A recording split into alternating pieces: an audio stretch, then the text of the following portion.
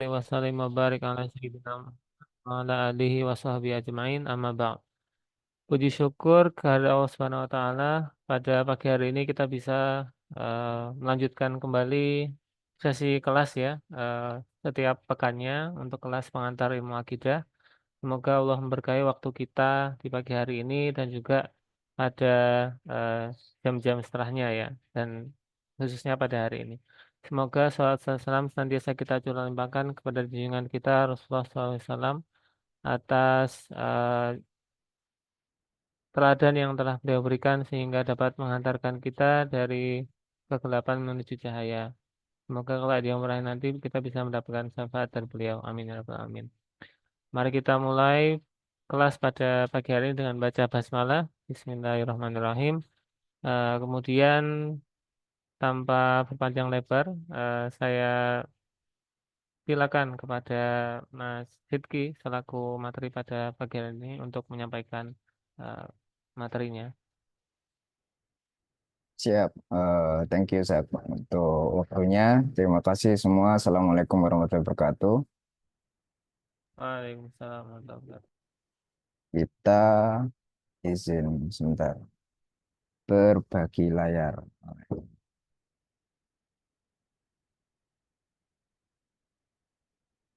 Kelihatan semua ya? Kelihatan, Sid. Apa sama ini atas request Mas Kayes tak ekstrakan slide-nya. Jadi apa istilahnya monggo PDF-nya bisa dipakai untuk coret-coret begitu. Insya Allah. Kita lanjut.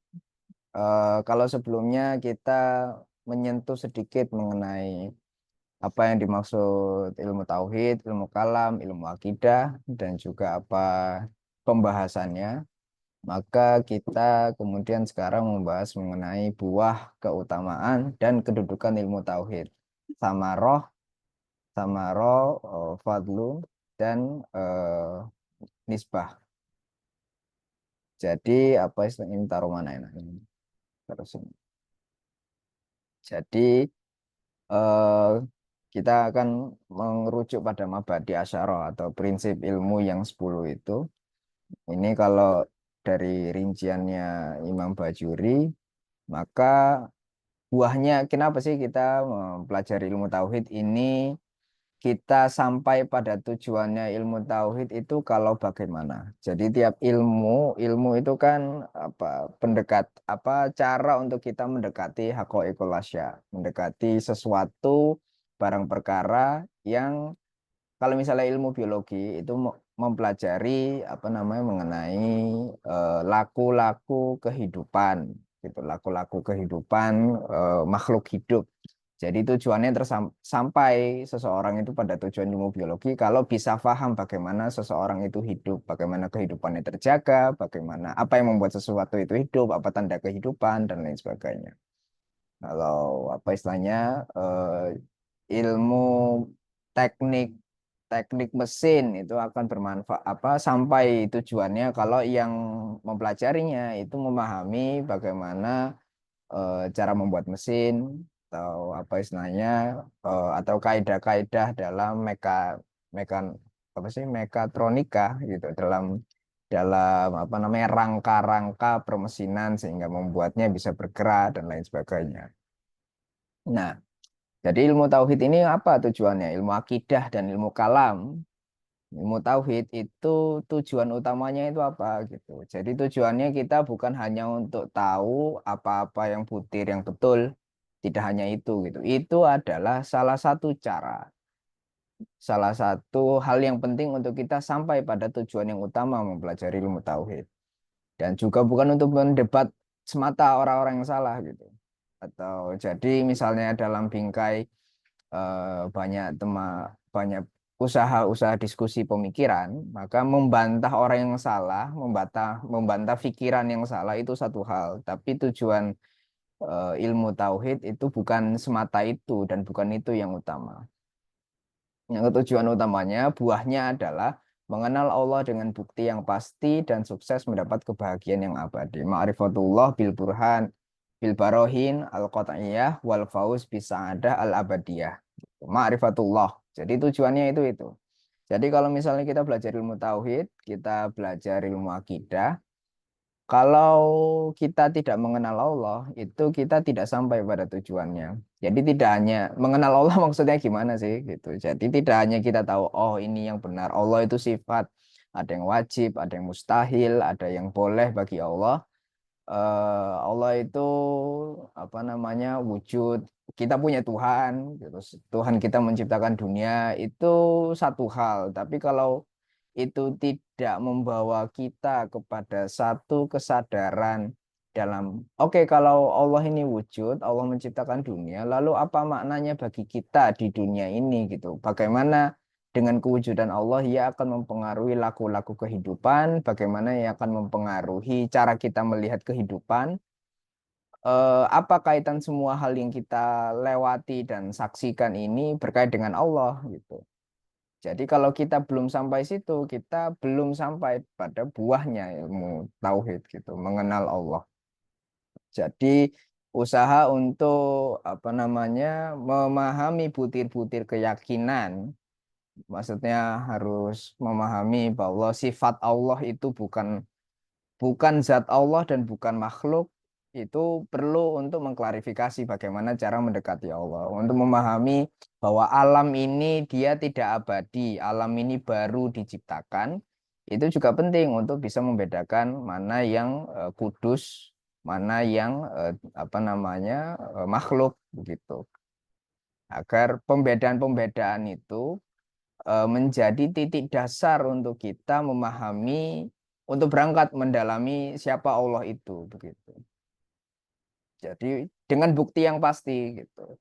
Jadi bukan, jadi berarti dengan Al-Quran dan Sunnah pijakannya, dan adapun demonstrasi akal atau bukti-bukti logika itu sifatnya itu kita bukan bilang bahwa Allah itu dibuktikan dengan akal itu apa istilahnya? Kalau kita bicara pada makna yang paling luaran, paling rendah, technically iya. Tapi tidak layak juga untuk mengatakan bahwa Allah itu terbukti dengan akal dalam andaian kalau bukan karena akal Allah tidak ada gitu. Maka itu perlu kita luruskan juga gitu. Jadi Allah, apa yang sudah jelas itu Allah, yang nggak jelas itu kita. Intinya gitu. Jadi Allah lah yang mau bertanya, bukan kita yang nanya-nanya Allah. Bukan bukan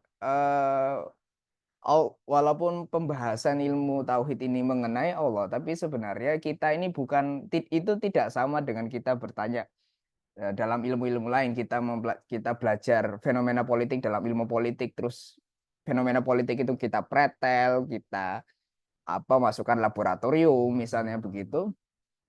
Itu bukan begitu kita mendekati Allah. Jadi Allah itu sudah jelas, kita yang nggak jelas. Allah itu yang wujud, kita yang masih mencari-cari. Kita ini benar-benar apa real nggak kita dalam kewujudan kita. Dan bukan Allah yang ditanya-tanya, tapi kita yang ditanya-tanya. Dan dalam Al-Quran kayak gitu, di alam kubur kayak gitu. Kita yang akan ditanya-tanya, bukan kita yang nanya-nanya Allah. Orang-orang kafir itu kan apa banyak menspekulasi mengenai Tuhan subhanallah ya yusifun, bukan Allah yang dinisbatkan dengan sifat, tapi Allah itu sudah punya nama dan sifatnya begitu, cuma kita ya perlu mengenalinya gitu. Jadi konteksnya ini bukan kita ini ya adab mendekati mendekati Allah itu bukan kayak karpe kita gitu. Oh, dalam logika saya gitu Allah seperti ini, begini dan ini begitu gitu. Tapi kita harus mengenali bagaimana Allah mengenalkan dirinya dalam Al-Qur'an dan dalam Sunnah dan dari isyarat yang dirasakan oleh para wali-wali Allah begitu. Jadi ini penting saat kita bicara bukti yang pasti. Maksudnya bukti yang pasti ini ya Al-Qur'an dan Sunnah gitu utamanya. Dan bukan berarti Allah itu kewujudannya tidak pasti gitu. Tapi membantu saat kita bicara ilmu kalam, kita bicara bagaimana akal kita lebih mudah memahami Allah yang sudah wujud itu. Jadi penekanannya adalah Allah itu sudah wujud, Allah itu sudah real, Allah itu memanglah real, real itu sendiri. Allah itu sudah pasti, kita yang nggak pasti, akal kita yang kabur, yang belum kadang belum memahami dan segala macam. Jadi itu yang kita maksud bil barohin al qat'iyah. Dan sukses untuk mendapatkan kebahagiaan yang abadi. Wal fauz bisa adati al abadiyah. Jadi maksudnya mengenal Allah itu para ulama itu sudah meletakkan dalam bingkai gitu. Ya namanya mengenal Allah. Kalau orang itu mengenal Allah pasti bahagia. Gitu. Kalau orang itu mengenal Allah pasti dia bahagia. Nah, kemudian pertanyaannya bagaimana kita bisa mengkaitkan kebahagiaan ini dengan Allah? Maka ini berkaitan dengan bagaimana kita memahami Allah itu berurusan dengan diri kita gitu, bahwa Allah itu yang awal wal akhir, wal zahir wal batin, bahwa kita ini ditiupkan dari nafsu rahmannya Allah kepada janin yang ibu kita kandungi dulu, kita berasal dari Allah yang mengirimkan kita dan kita akan kembali kepadanya.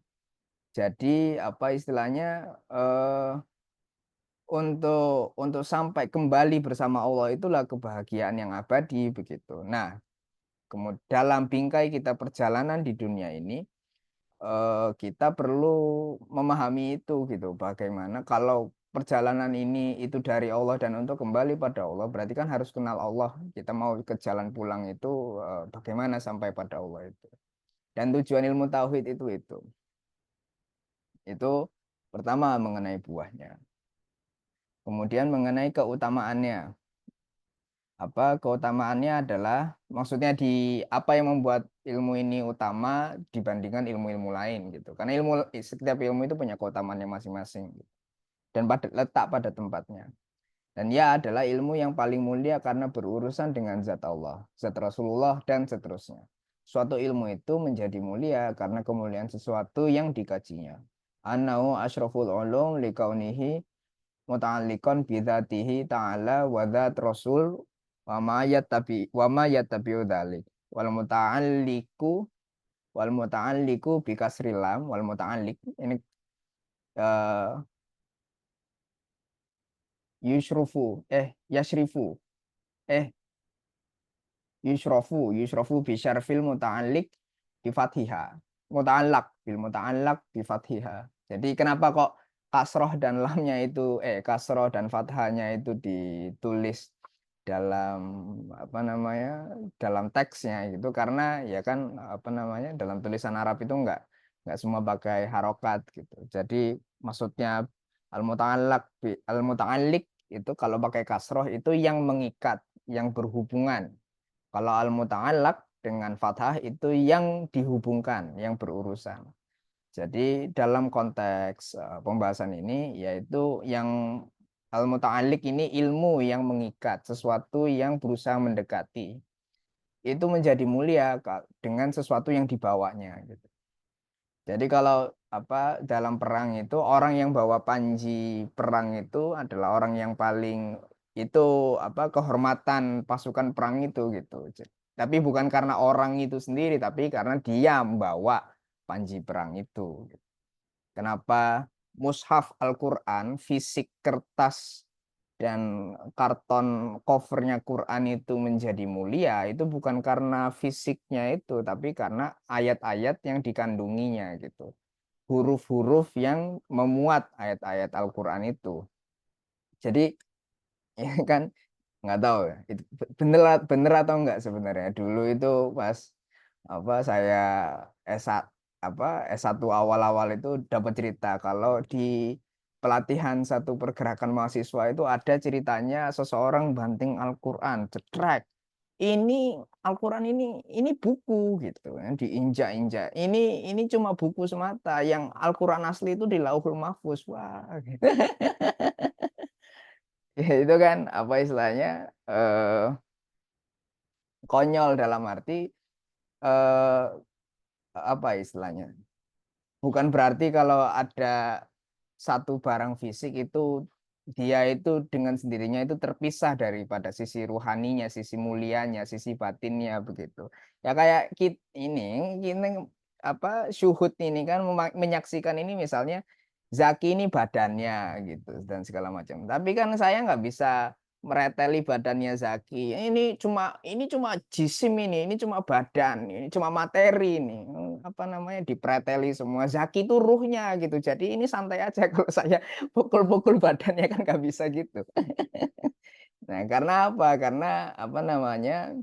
Sesuatu yang zohir itu selalu membawa dia tidak zohir dengan sendirinya. Sesuatu yang nampak itu ada bagian yang menampakkan dirinya. Kenapa kok orang itu pakai baju tertentu? Karena niatnya, karena caranya memandang kepribadiannya, karena caranya memandang tujuan hidupnya.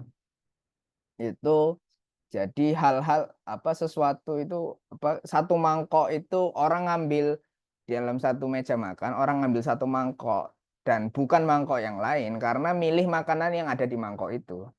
Itu ada yang lebih menarik, ada yang lebih lezat begitu. Jadi sama ilmu itu eh, ada kita perlu menerima banyak banyak ilmuwan-ilmuwan itu kadang baper kalau ilmu-ilmunya dibandingkan sama ilmu lain gitu, nggak mau kalah gitu. Oh ini ilmu ini penting, ilmu ini penting, ilmu ini penting gitu. Tapi ya mau nggak mau, kalau kita mau adil, tidak semua ilmu itu sama karena barang kajiannya itu tidak semua sama dan tidak sama semua kedudukannya gitu.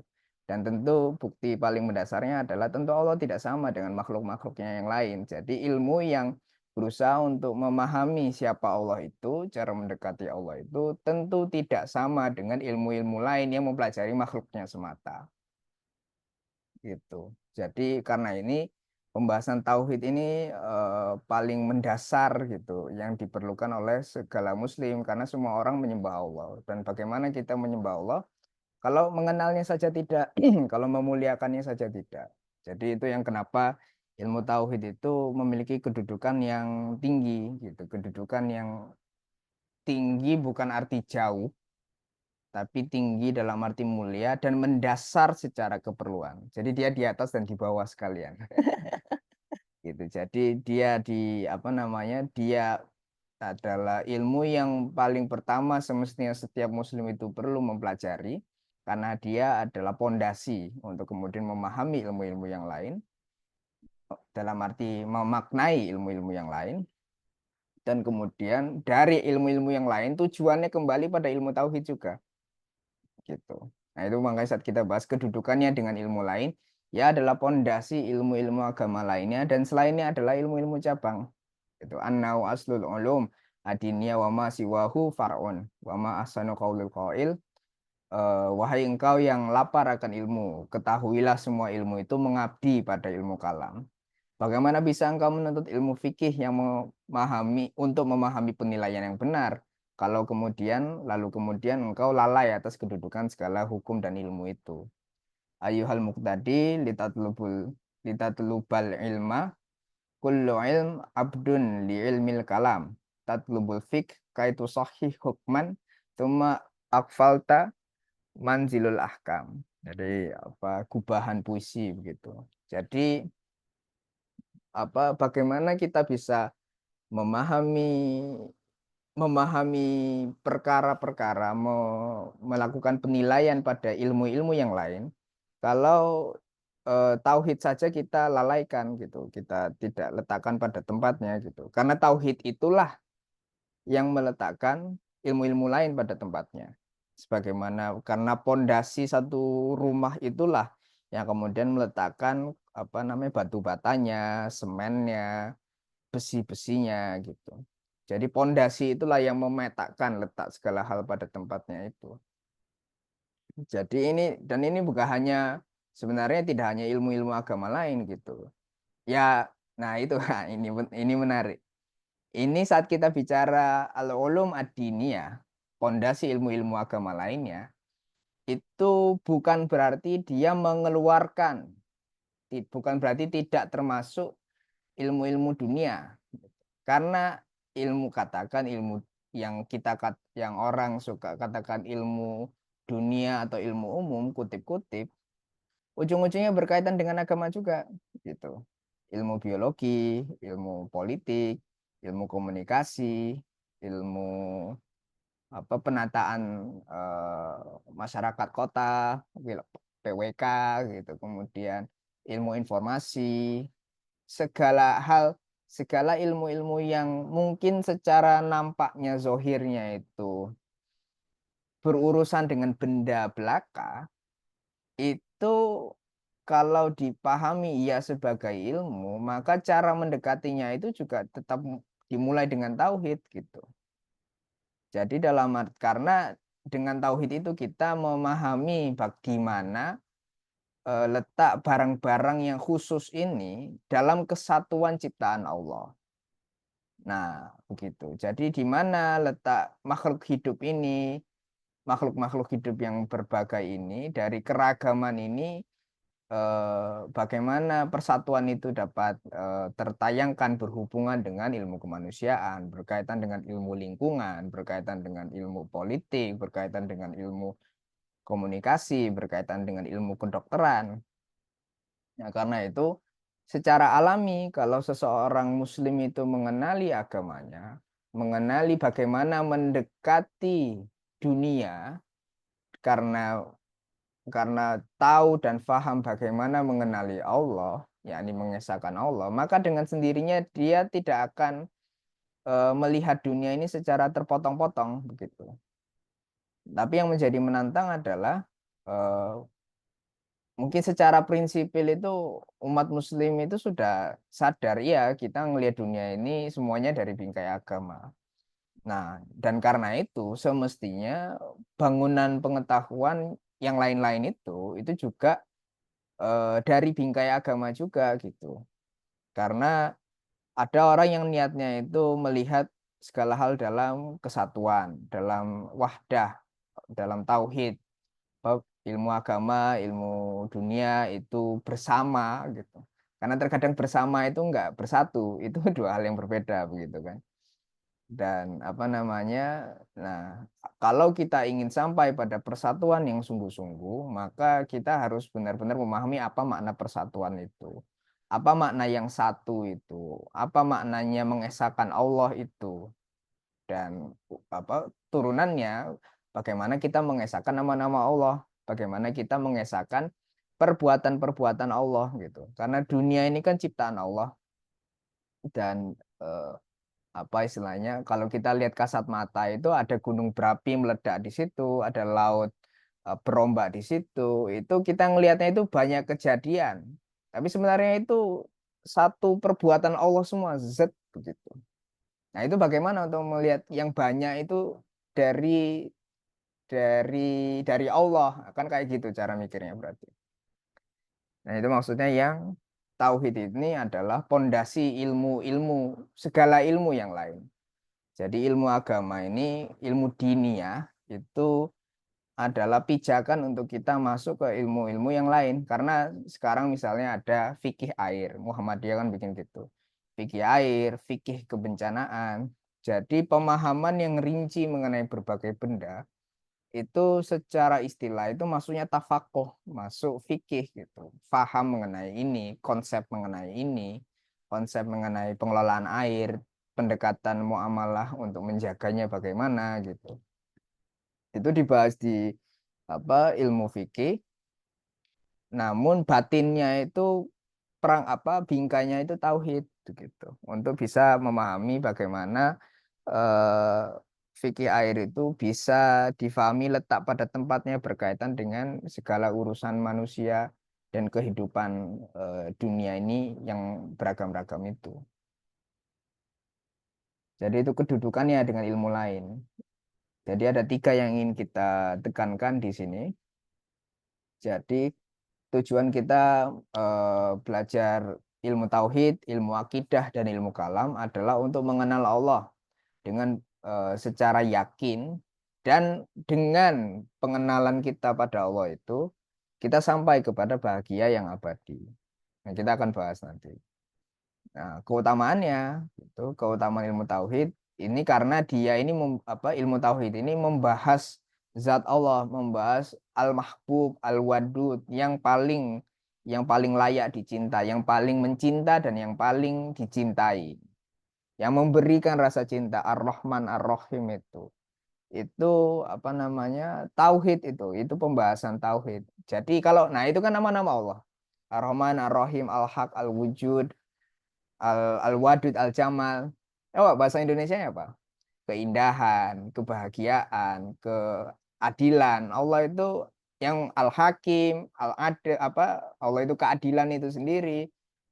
Allah itu keindahan, tadi udah sebut. Allah itu kebenaran, Allah itu apa? Allah itu pemberi rezeki. Jadi kalau seseorang mencari segala hal-hal ini, mencari kebenaran, mencari keindahan, mencari apa namanya mencari ketenangan karena Allah pemberi ketenangan misalnya begitu, dan hal-hal tinggi segala hal orang bilang nilai gitu kan, orang bilang nilai-nilai, nilai-nilai ini semua itu namanya Allah gitu yang paling tinggi itu.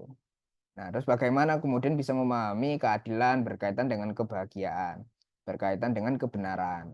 Apakah kalau orang tidak memahami tauhid, memahami nama-nama Allah, itu ngelihatnya akan terpisah bahwa keadilan itu satu hal, keindahan itu satu hal, kebenaran itu satu hal, keindahan itu satu hal. Ini yang suka terpisah kan, kayak kita membedakan kebenaran rasional dengan rasa keindahan. Seakan-akan matematika yang rasional itu kering dan hanya kalkulatif, hitung-hitungan gitu. Tapi saat kita karena kita tidak kuat dalam bertauhid, kita tidak melihat keindahan di sebalik kebenaran yang terjelma di situ. Nah, itu pentingnya tauhid agar kita hadir secara menyatu dalam mendekati segala hal. Nah, apa namanya? Saat dibahaskan mengenal Allah. Kenapa mengenal Allah ini berkaitan dengan kebahagiaan? Kan apa namanya?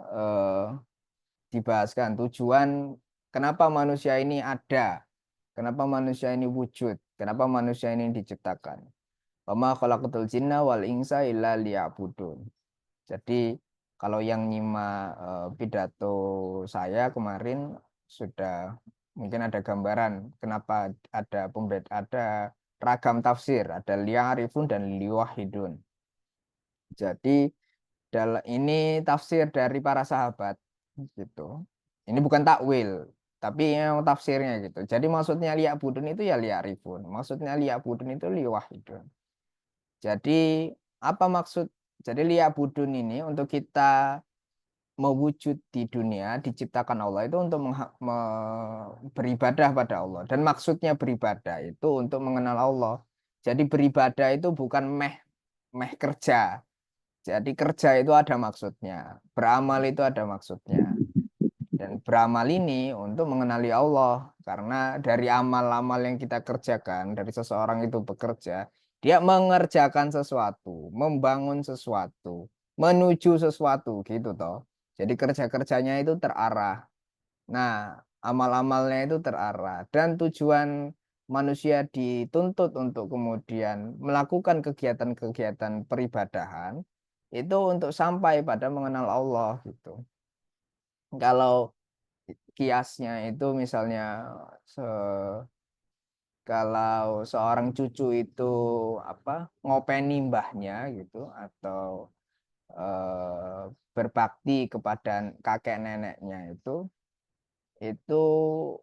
berangsur itu kan akan lebih mengenal gitu apa namanya apa yang siapa neneknya, kepribadiannya, apa yang disukanya gitu, dan siapa dirinya sesungguhnya gitu, karena dengan pengabdian itu kita melakukan sesuatu yang diinginkannya gitu, yang mereka tuntut pada kita gitu. Karena kalau kita melakukan sesuatu untuk seseorang, tapi tidak sesuai dengan apa yang dia ridhoi, tidak sesuai dengan apa yang dia mau, itu kan kita berarti nggak paham siapa yang menyuruh kita itu. Jadi bingkainya beribadah itu untuk mengenal Allah. Jadi sholat itu bukan checklist. Jadi sholat itu dalam bahasa bahasa para fuqaha, sholat itu sebenarnya zikir, terus ruku dan sujudnya itu tambahan saja. Jadi sholat itu sholah secara bahasa itu kan doa dan zikir. Kita kan sholat itu apa namanya memuji-muji Allah subhanahu apa namanya doa ruku, doa sujud, terus surat Al-Fatihah segala macam itu kan isinya berzikir semua. Terus di apa namanya, di doa di antara dua sujud itu doa semua gitu. Jadi apa istilahnya, beribadah apa sholat itu bingkainya itu berzikir, tujuannya berzikir, dan ama gerakan-gerakan rukuk sujud itu tambahannya saja. Nah, liya rifun.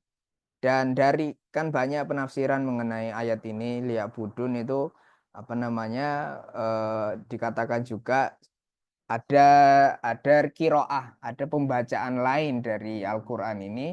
Wa ma khalaqtul jinna wal insa minal mu'minin illa liya'budun. Jadi maksud apa, dikhususkan juga manusia yang mukmin.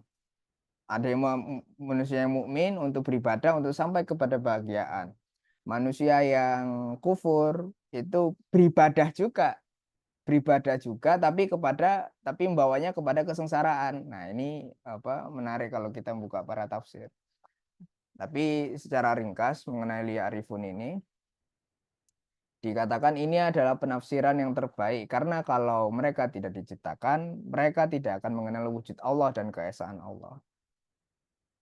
Dan sebagaimana kemudian dikutip, beliau mengutip surat Az-Zukhruf, apabila engkau ya Rasulullah bertanya kepada mereka siapa yang menciptakan mereka, mereka akan menyebut Allah gitu. Dalam arti ini Tuhan gitu. Orang orang jahiliyah, orang musyrik itu kalau ditanya yang menciptakan itu siapa? Allah gitu. Tapi mereka kayak shrug, apa istilahnya? Shrug the shoulder gitu.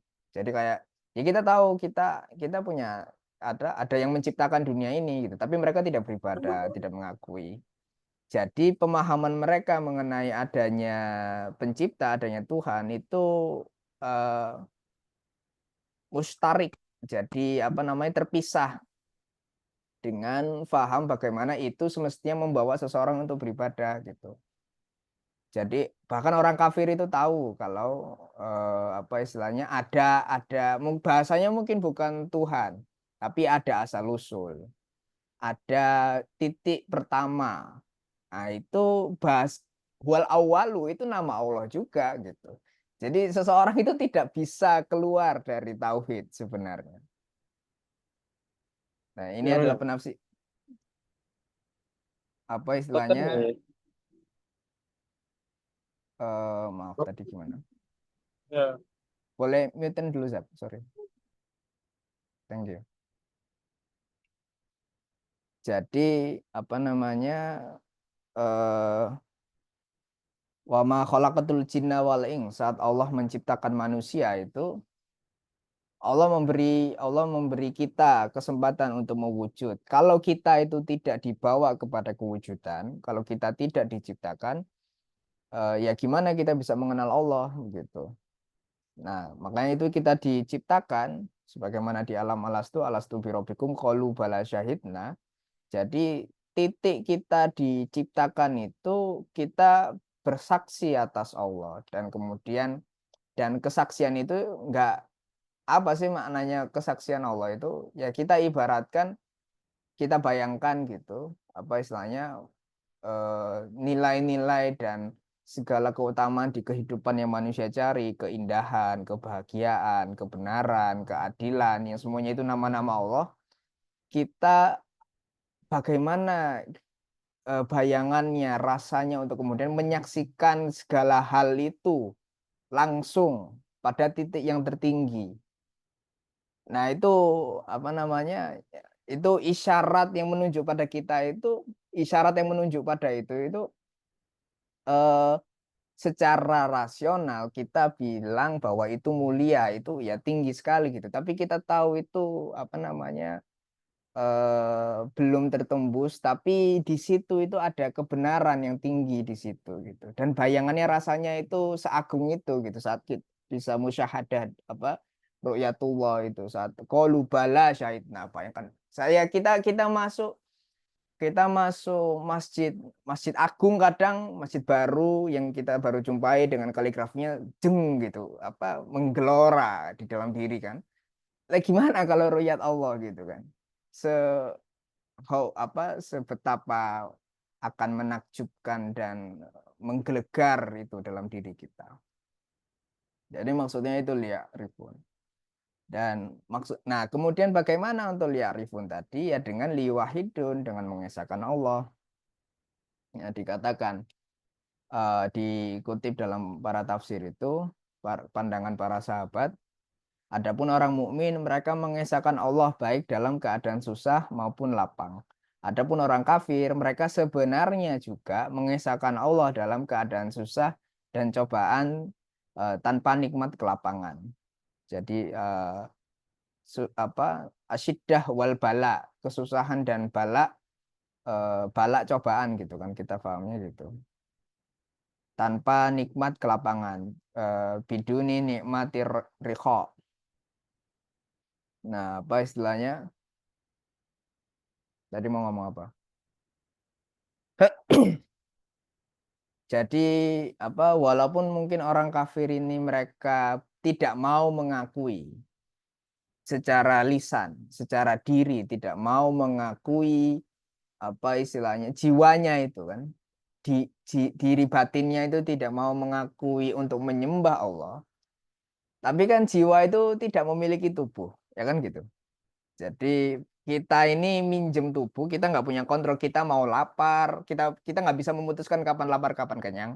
Kita nggak bisa memutuskan kapan sakit, kapan sehat.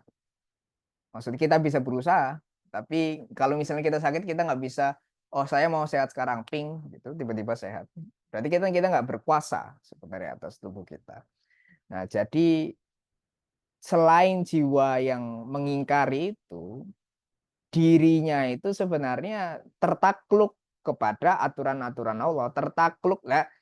Kowe misalnya kasarnya gini, misalnya seorang ya anak bandel sama orang tuanya gitu, anaknya ngengkel-ngengkel orang tuanya, sorenya makan juga di dapur lah, ngapain di sini?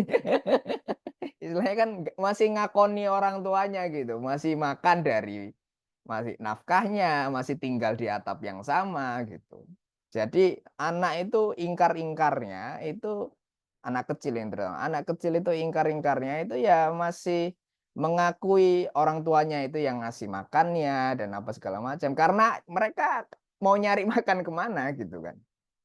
Jadi istilahnya sama kayak manusia di muka bumi ini, di dunia yang diciptakan oleh Allah, itu tidak bisa lepas dari kuasa Allah. Kita perlu bilang gitu. Maksudnya saat ada orang kafir itu kita tidak bilang bahwa Allah kan punya kekuatan untuk menjadikan dia kafir atau menjadikan dia mukmin, tapi kafirnya itu pun Allah izinkan gitu.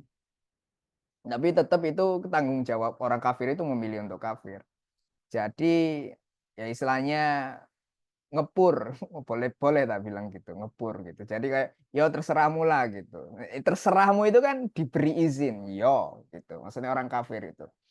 Jadi makanya apa istilahnya orang kafir kemudian misalnya ingin mendekati alam, ingin berpikir, terus kemudian mengerjakan ilmu pengetahuan terus sampai pada kebenaran ilmu-ilmu yang material dan segala macam itu mengesahkan Allah juga gitu karena tertakluk pada hukum-hukum kebenaran, hukum-hukum logika yang semuanya itu milik Allah.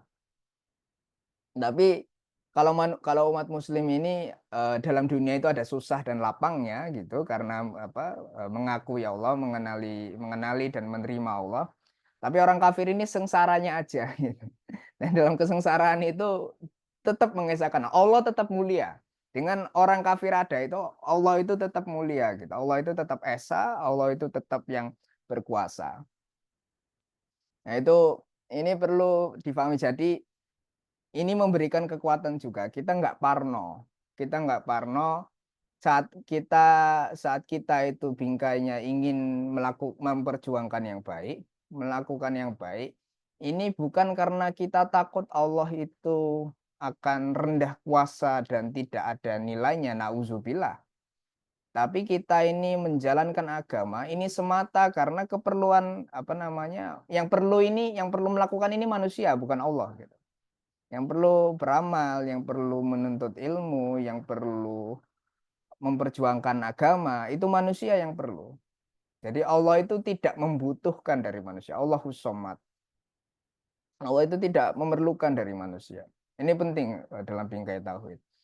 Jadi terus kayak apa gitu contohnya itu di dalam surat Al-Ankabut itu saat mereka berlayar di atas bahtera menghadapi badai, mereka menyebut nama Allah diam-diam, mengharap gitu kan.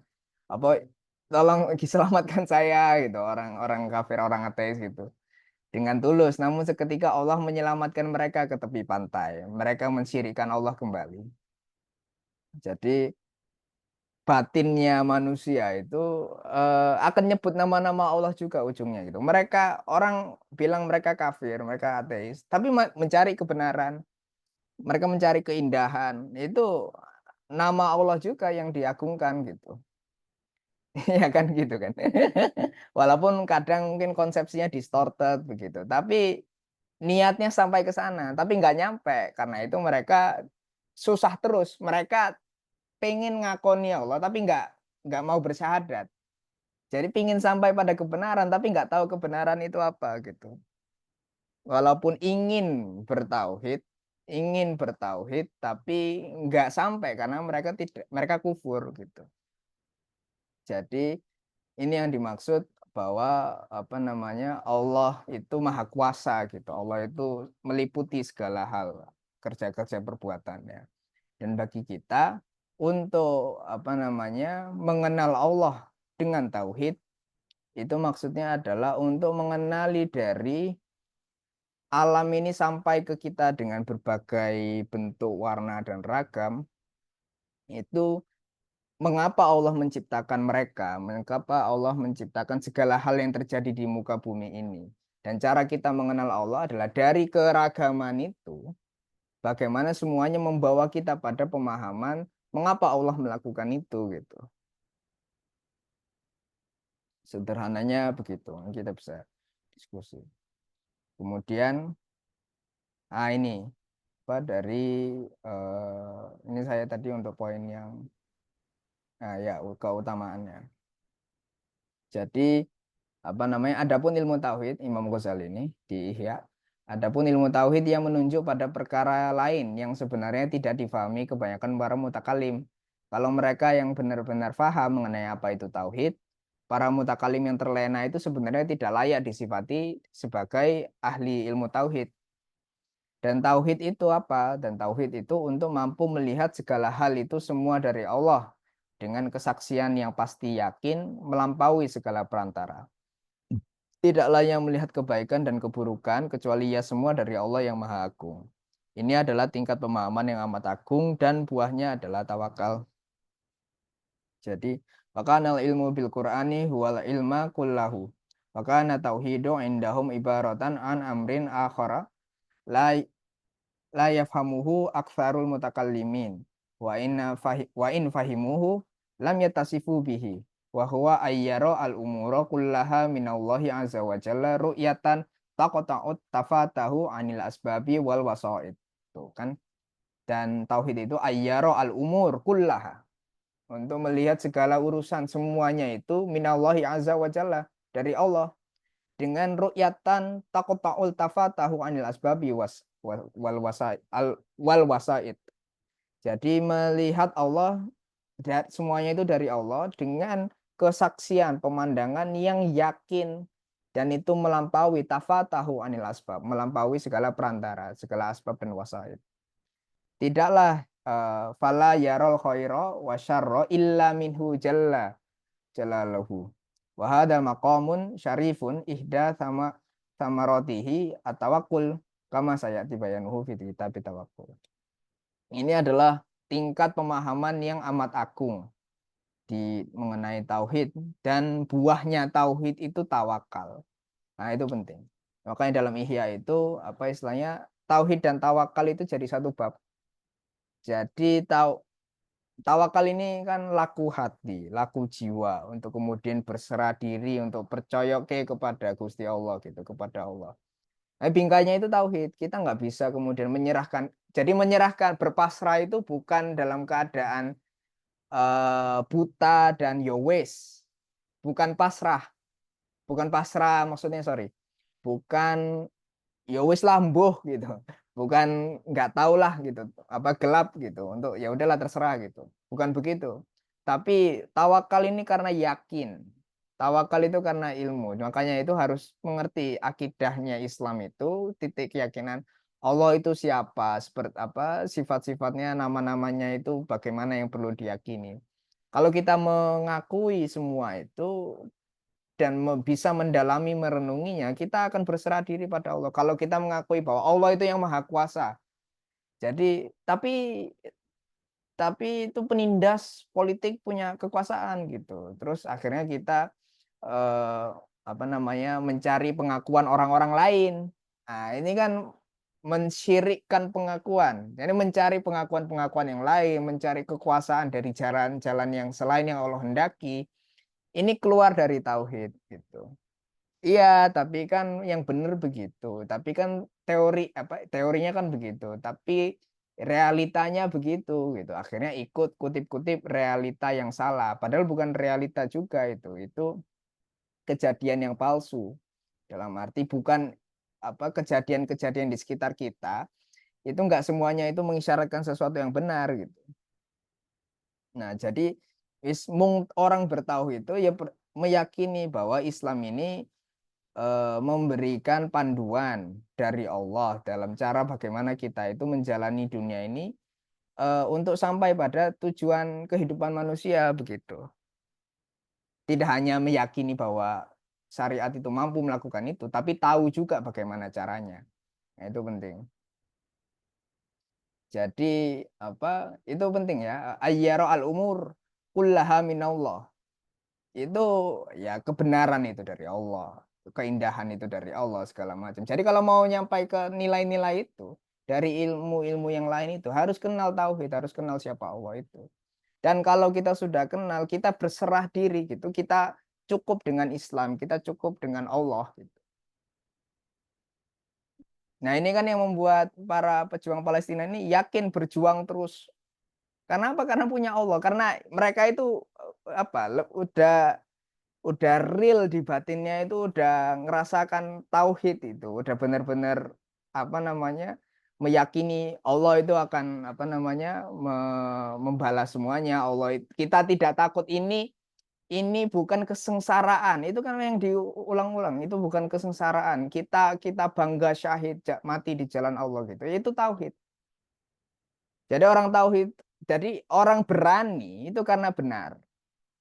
Orang berani itu karena benar dan mereka orang-orang Palestina paling berani karena tahu yakin Allah itu bersama mereka gitu. Nah, ini konsekuensinya kalau kita mau muhasabah itu seberapa yakin kita apakah kita ini wis ngelakoni yang benar atau belum? Apakah kita yakin Allah bersama dengan kita? Itu tauhid. Nah, ini apa namanya? Ya kan? Jadi isyaratnya itu batin juga. Pembahasan mengenai tauhid akidah kalam ini menuntut kita untuk merenung pada diri. Apakah kita ini sudah bersama dengan Allah? Sebagaimana para pejuang Palestina itu yakin bersama dengan Allah. Nah, mereka kurang tawakal gimana gitu kan. Bom bom ngerakit-ngerakit dewe gitu segala macam. Tapi ya yakin-yakin aja ini yang perlu dilakukan gitu. Karena percaya sama Allah gitu. Nah, kemudian pembahasan mengenai kedudukannya dengan ilmu lain ini penting juga. Eh, dari Imam Taftazani, Syarah Aqwaid An-Nasafi, yang ini kan, yang di awal sekali ini kita mention matannya ini. Aqwaikul asya atsabita wal ilm biha mutahaqqikun. Ini disyarah, dijelaskan oleh Imam At-Taftazani, imam besar di akidah Asy'ari. Sesungguhnya pondasi ilmu syariat dan hukum dan dasar pendekatan untuk kita mampu memahami akidah Islam itu adalah ilmu tauhid dan sifat yang dinamai ilmu kalam. Ia adalah penyelamat dari segala keraguan dan asumsi-asumsi yang palsu.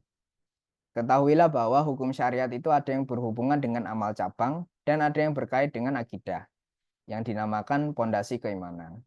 Yang adapun ilmu tauhid dan sifat itu pembahasannya itu yang paling dikenal oleh semua orang dan tujuannya itu yang paling mulia.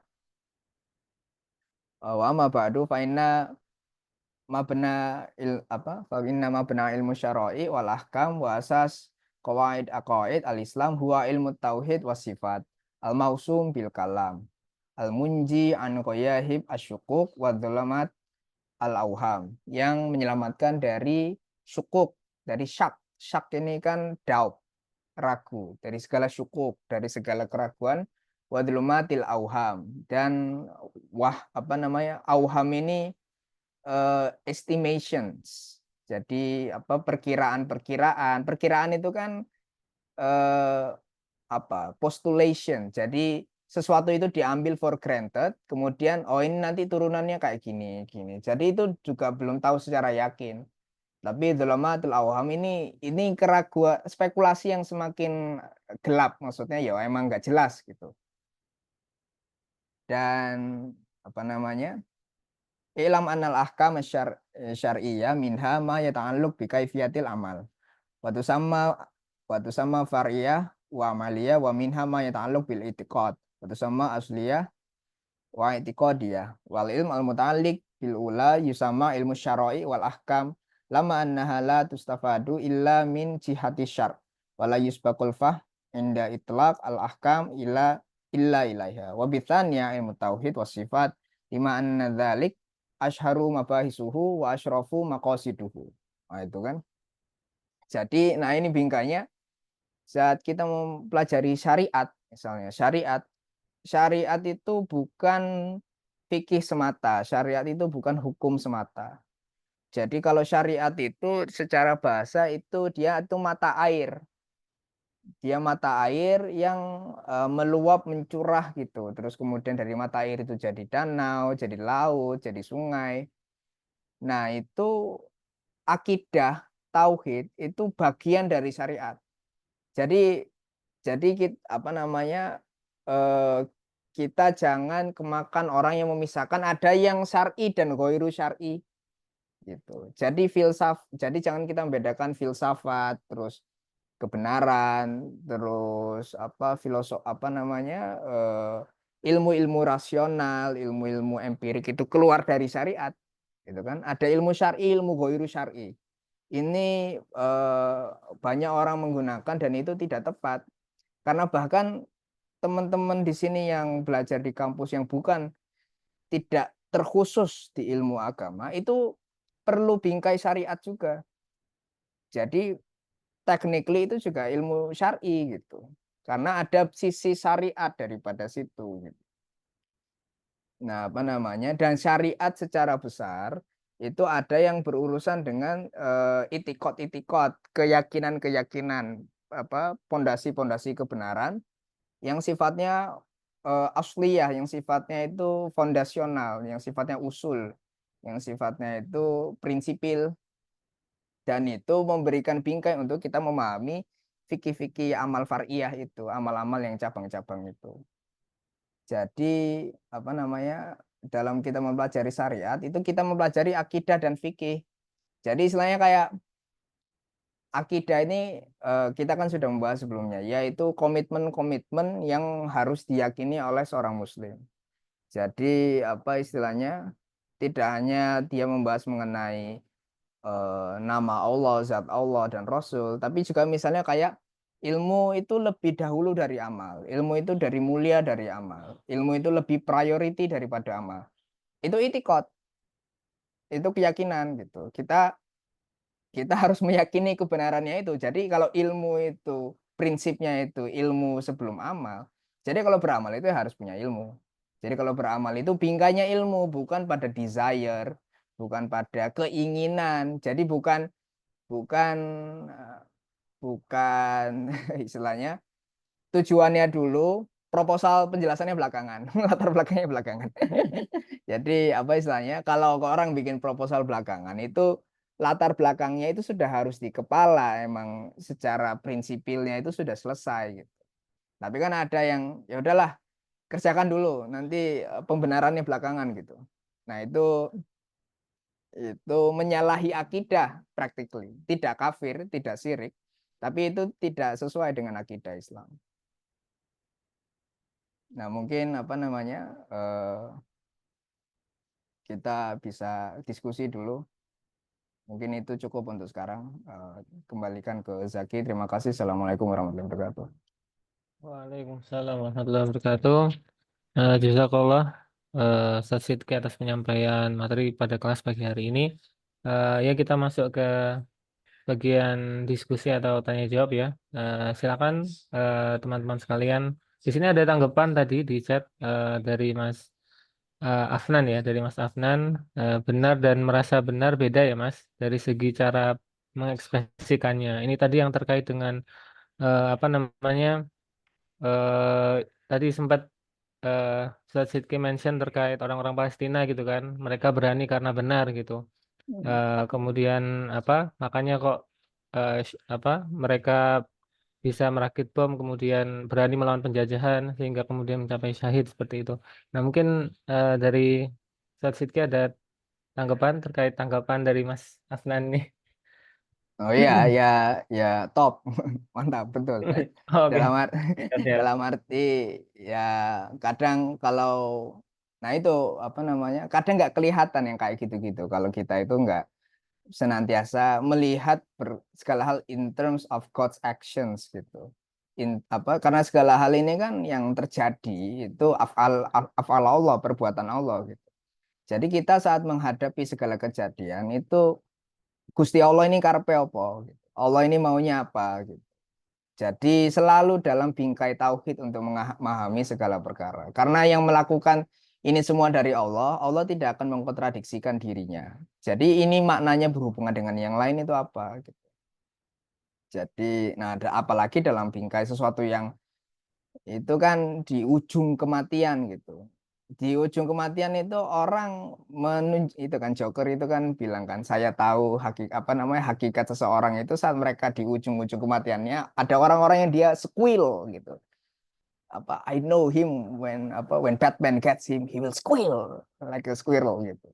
Nah, apa di Batman The Dark Knight gitu kan. Dan kita tahu kan orang kayak apa istilahnya ngerasa gitu. Orang itu kalau laku zohirnya itu palsu, itu dia di ujung kematiannya itu akan membuka kepalsuannya gitu. Bahwa saya bukan seperti ini apa segala macam. Nah, tauhid itu merintangi pandangan semua itu. Gitu. Benar ya. Allah alam. Ini banyak yang mau apa angkat tangan. Saya Siap. angkat tangan juga. Ya, tadi ada yang angkat tangan Mbak Nisa, Mariam ya, dipersilakan untuk menyampaikan apa yang mau disampaikan. Ya, juga semua khairan katakan Ustaz. Apakah suara saya terdengar? Maaf agak ndelep Mbak. Oh, ya, bentar. Kayak mic-nya gimana itu? Oke, kalau sekarang apakah suaranya terdengar? Oke,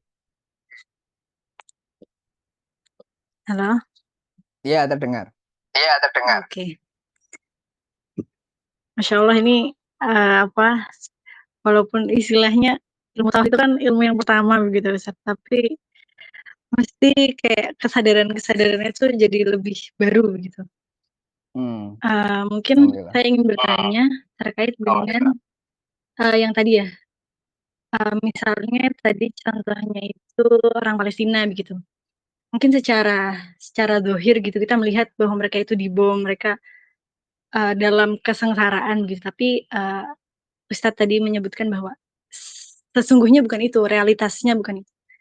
Bagaimana kita bisa mendudukkan realitas tersebut di samping misalnya orang-orang misal orang-orang feminis gitu, itu kan sering mengambil argumentasi tentang ini Ustadz,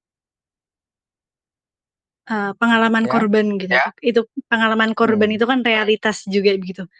Nah, dan saya sempat tahu tapi tidak terlalu paham gitu. Realitas itu kan bertingkat-tingkat.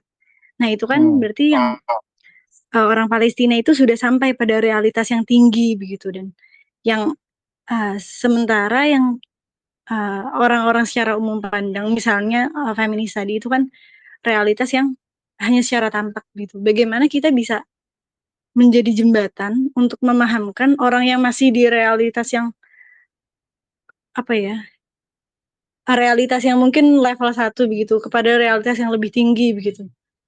Dan bagaimana metodenya mungkin begitu Ustaz. Syukran jazakumullah khairan. Ya, Afwan, apa namanya? Nah, Insya Allah. Ini kalau apa istilahnya? Inilah Masya Allah sebenarnya ini banyak hal-hal orang bilangnya ini isu-isu kontemporer, katakan begitu. Tapi apa namanya? Orang dari dulu itu ya punya masalah-masalah apa bukan masalah ya.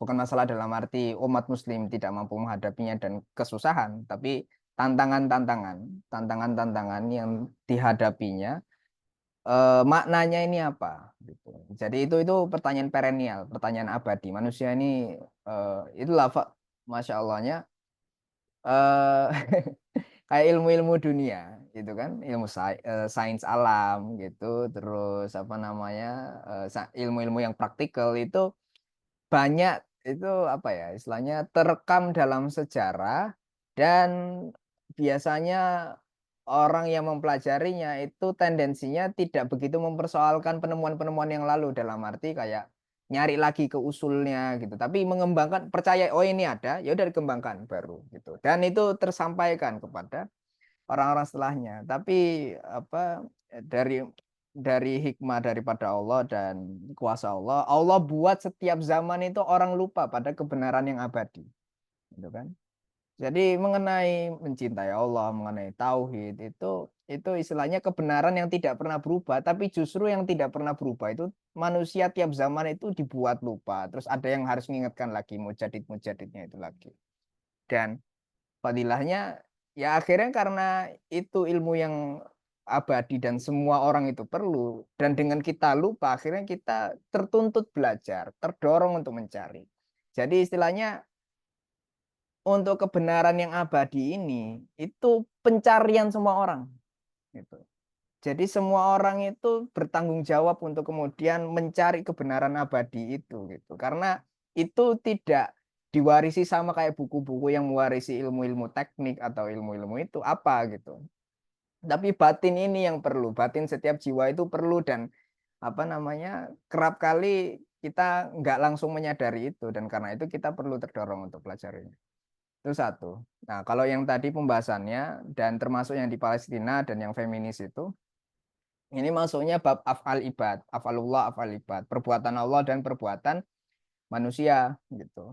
Apa namanya nanti insya Allah di semester depan akan kayaknya bisa nggak itu di Aqidatul Awam. Kayaknya nanti masuknya di Umul Barohin pembahasannya. Semester 3 dan semester 4 mengenai apa sih hakikat perbuatan Allah dan perbuatan manusia. Jadi saat misalnya Palestina itu secara kita lihatnya secara luar, secara materi, secara konstelasi politik global itu, zohirnya ini kalah, kan gitu. Apa istilahnya lemah, zohirnya ini lemah gitu. Uang nggak punya, senjata nggak punya, ini segala nggak punya gitu. Tapi kalau orang mikirnya itu nggak ngelihat sampai pada Allah, cuma ngelihat kalkulasi materi semata, ya kan orang yang rasional dengan itu adalah ya mengikut pada orang yang kuat, ya kan? Survival of the fittest gitu. Mengikut pada orang yang kuat, habis itu ngelobi apa two state solution kan jadi gitu. Ya ini kan gimana ya? Kan kalah gitu dan segala macam. Jadi damai aja lah gitu. Itu tauhid itu. Apa percaya nggak sama Allah itu kalau Allah akan ngasih kemenangan? Kan itu sudah di hadis itu Allah akan beri kemenangan di zaman akhir itu kepada Al-Quds gitu. Kepada umat muslim. Jadi karena yakin tauhid hakikatnya itu walaupun zohirnya ini kan apa namanya yang menyebabkan konstelasi bukan menyebabkan yang melakukan perbuatan sehingga secara fisik dan di dunia itu kita nampak Palestina itu dalam konstelasi global yang lemah, politik internasional Inggris menyampingkan, terus Amerika apalagi, terus dunia Eropa Barat seperti itu kan manusia, itu kan manusia. Walaupun secara hakikatnya kita tahu bahwa Allah mengizinkan ini. Jadi kita nggak bisa bilang bahwa manusia ini menciptakan perbuatan, manusia yang berkuasa, dan apakah Allah tidak berkuasa? Allah berkuasa gitu. Allah berkuasa, tapi ada maksudnya kenapa dibuat seperti itu gitu. Nah, hikmah-hikmah itu yang kita perlu cari gitu. Banyak banyak fadilah-fadilah hikmah yang dicari. Misalnya banyak ulama bilang hikmahnya ini kita lihat Palestina gini agar umat ini terbangkit kesadarannya begitu. Dan kemudian ada kejahatan yang diperangi. Ada kejahatan yang diperangi agar manusia ini terdorong. Jadi bukan berarti kalau semua itu dari Allah terus kita cuma ya wis lah nanti Allah urus. Ya enggak, kan dunianya di sini gitu. Dunianya di sini, dan itu dari kasbun kita, dari apakah kita ingin mengambil peran dalam takdir Allah itu. Allah sudah takdirkan Palestina akan menang. Tapi apakah kita akan iktisab, itu bahasa teologisnya. Apakah kita akan mengambil peran dalam takdir Allah itu gitu. Jadi apa namanya ada beda dengan hakikat afal Allah dan afal ibad. Di tingkat ibad ini, di tingkat perbuatan manusia, ya emang zohirnya ya udah, kalau orang berbuat kejahatan ya kita lawan. Kalau ada orang berbuat kriminal, itu Allah izinkan itu. Tapi ya yang namanya kriminal dilawan. Yang namanya kriminal dilawan, kemudian kita melakukan pendidikan agar itu tidak terlakukan, penjagaan dan segala macam. Nah, ini menjadi apa istilahnya? Ini yang benar emang begini. Tapi tentu misalnya kayak konteksnya feminis juga apakah bisa jebret ngomong kayak gini gitu. Ini juga jadi menantang. Bayangkan nggak mudah juga kan, apa ya istilahnya? Orang kalau orang itu dalam luka itu apa namanya? Dalam keadaan gelap gitu, sedih dan tidak tenang, dan kayak misalnya kalau lihat di TV itu anak kucing gitu, kalau kehujanan pada malam petir-petir menggelegar, kita buka pintu ternyata ada kucing itu menggigil di tengah kegelapan, kan dia sendirian dalam keadaan dirinya itu terputus dari dunia, dengan gitu, karena dunia sudah menggelap, apa istilahnya, orang-orang itu menggelapkannya gitu. Orang menggelapkannya, akhirnya dia berada dalam kesendirian itu, dia perlu waktu dan perlu wasail, perlu apa namanya, jalan jalan bertahap untuk kemudian mengenal kembali rasanya cahaya itu. Nah, jadi saat kita bilang ke korban, kita pada waktu yang sama bukan berarti yo kamu serba benar, ini apa namanya, ini sistemik, ini realita ini emang ingin menjajahmu dan segala macam begitu. Itu bukan sesuatu yang benar juga. Yang benar dibilang adalah ya itu salah, ya salah dilawan gitu aja.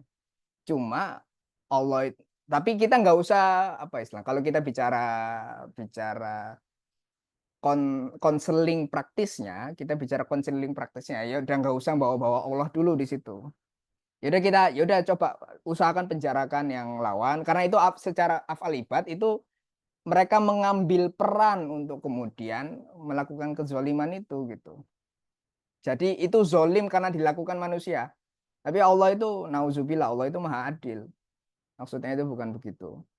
Jadi manusia yang zolim ya dilawan, ya diberantas.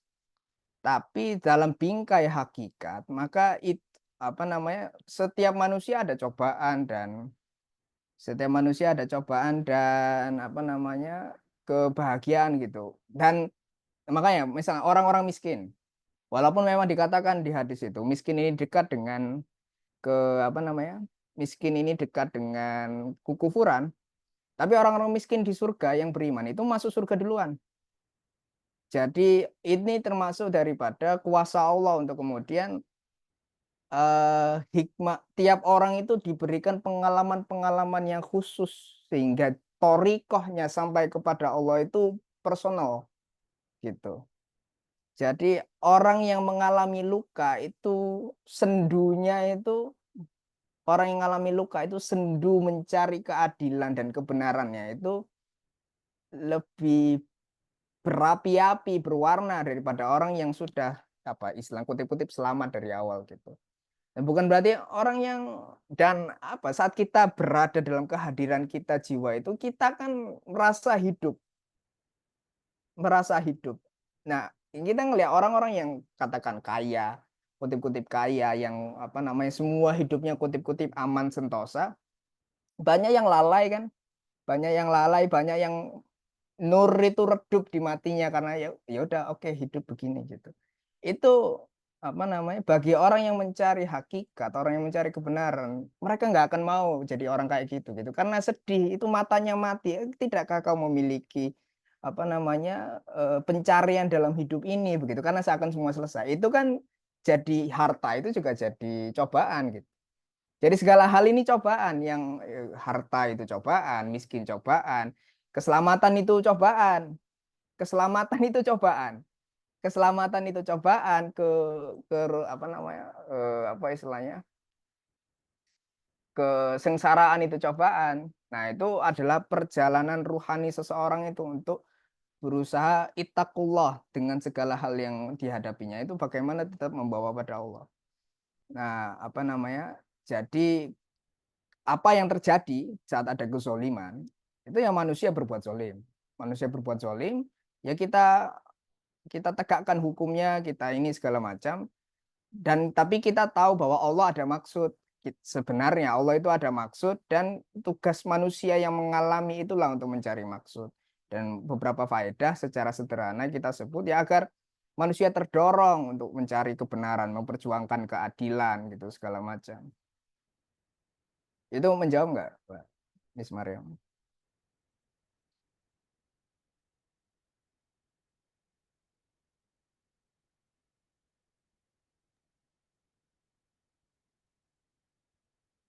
Halo?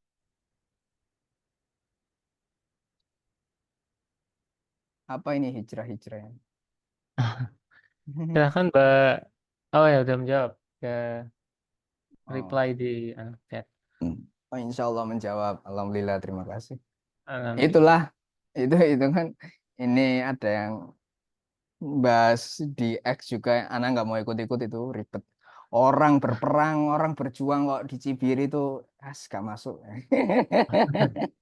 Nah, itu kan istilahnya gururnya gitu. Diandaikan eh, banyak fitnah itu, banyak fitnah ke orang apa istilahnya para orang Hamas itu, pejuang Hamas itu, kononnya akidahnya technically ini tidak sesuai dengan Ahlus Sunnah, katakan perintil-perintilannya karena dekat dengan Iran, apa itu dekat dengan Syiah gitu segala macam. Nah, apa istilahnya justru Mesra.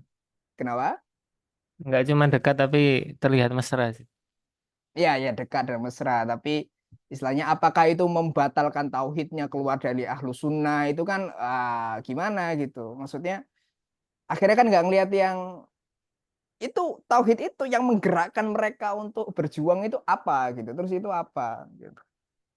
Nah, itulah maksudnya saat jadi teknikal orang itu nggak ngelihat dalam kacamata yang besar, nggak ngelihat jarak jauh, nggak berusaha melihat maksud Allah di sebalik segala kejadian. Jadi terperangkap pada yang teknikal itu, akhirnya spout nonsense gitu. Akhirnya malah gak nyambung istilahnya gitu. Oh, bosnya awakmu ini kita lagi bahas sesuatu ini kok malah bahas yang ini, berarti kan nggak lihat wahdah di situ. Istilahnya kayak gitu. Ya, mungkin monggo Mas Kayus mau. Silakan Mas Kais. Ya, izin bertanya tadi terkait yang watamarotuhu, ini kan ada ma'rifatullah bil barohin al Hmm. qat'i, berarti kan qat'i yang pasti. Nah, kalau yang pasti kan mungkin dari Quran dan Sunnah Zat, ya. Kalau Hmm. misalnya bukti yang, nah tapi yang wal fauz ini kan sukses, maksudnya bukti yang sukses itu apa, Zat? Perlu mungkin dijabarkan lebih jauh. Terus yang kemudian yang kedua adalah soal kullu. Ini saya sekaligus ini saya coba Nggih, belajar. monggo. Kullu ilmin berarti ya saya. Kullu ilmin Itu abdul, yang mana, yang aqaid nasab apa, syarah aqaid nasafi itu yang yang Imam qaul Ghazali, al-qaulu al-qail Zat, al-qaulu al-qail. atas yang Oh, sorry ayol, sorry. ya ayol itu Ya. kan kullu ilmin abdul ilmil kalam. Ya.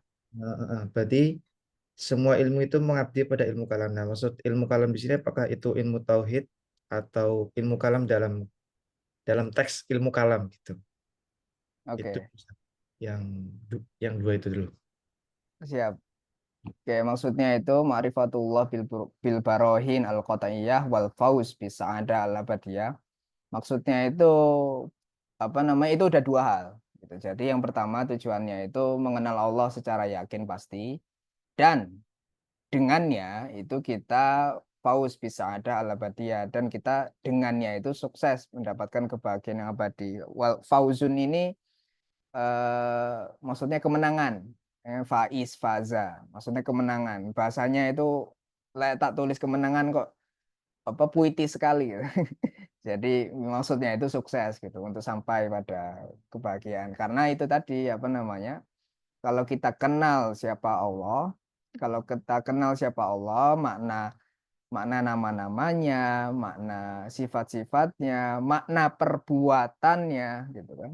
Tadi dengan dunia, segala hal yang terjadi di dunia ini itu hakikatnya semua itu perbuatan dari Allah.